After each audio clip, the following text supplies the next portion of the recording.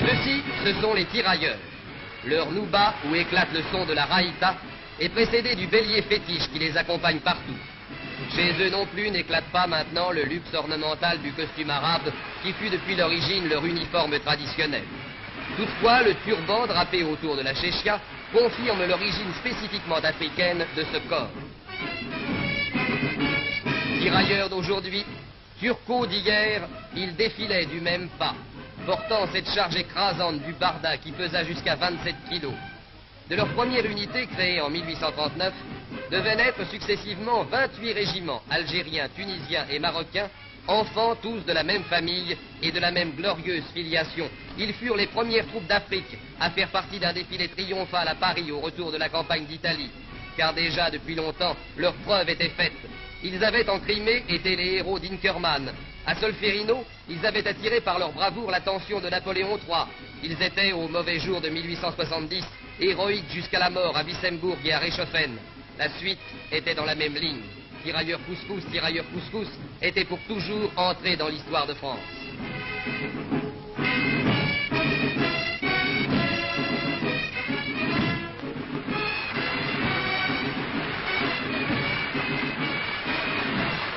Et voici d'autres silhouettes.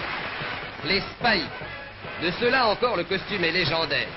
Exception remarquable, en dépit des exigences de la conception moderne, une unité conserve encore l'uniforme arabe dans lequel elle est entrée dans l'armée.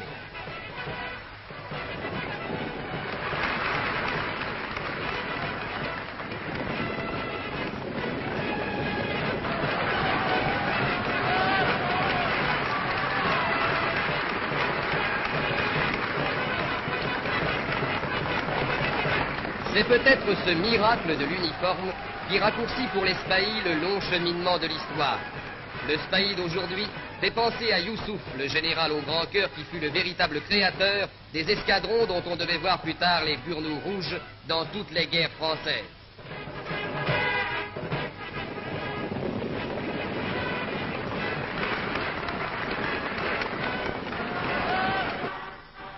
Et plus loin encore, dans le sud, donnons une pensée aux compagnies sahariennes, dont le jeune étendard flotte sur le sable du désert.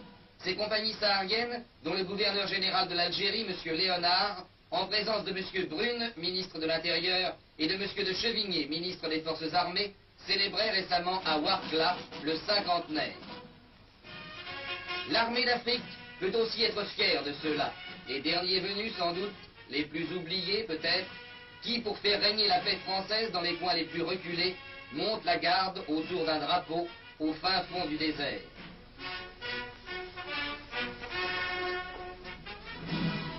Mais au-delà de ces images fragmentaires, s'en ajoute une autre, plus émouvante et plus grandiose, celle de cette marche au drapeau, où se retrouvèrent un jour à Marnia, sous le burnou ou la djellaba, des milliers d'hommes qui avaient porté la veste et le dolman d'uniforme.